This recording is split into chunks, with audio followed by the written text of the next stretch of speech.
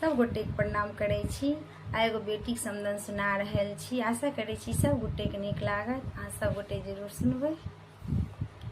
मिथिला नगरिया से बाबा के दुआरिया से हमारो के कहाँ लेने जाई है। मिथिला नगरिया से बाबा के दुआरिया से हमारो के कहाँ लेने जाई है। केहन कठोरा आयो बाबा कोना के करै छी विदाई हे। केहन कठोरा आयो बाबा कोना के करै छी विदाई हे।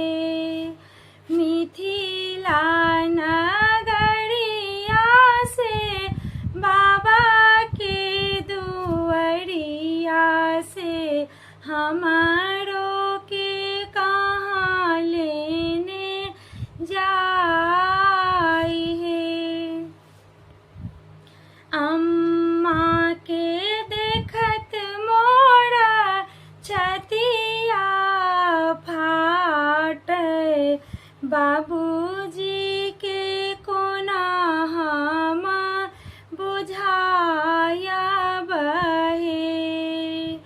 अम्मा के देखत मोरा छतिया फाटे बाबूजी के कोना हम बुझाया बहे।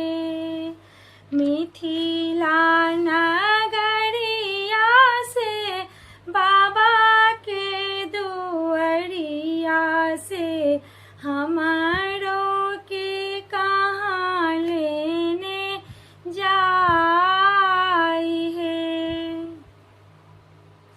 संगी सहेली मोरा आंगना कानै छथि भैया कनत घोर लगाए हे।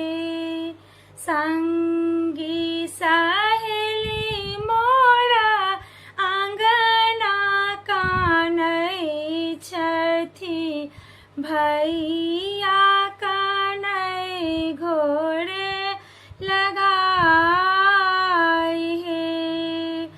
मिथिला नगरिया से बाबा के दुआरिया से हमारो के कहाँ लेने जाए है। चुप रहो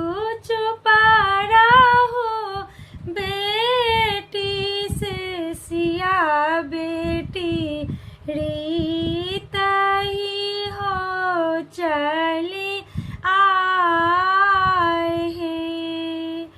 चुप रहो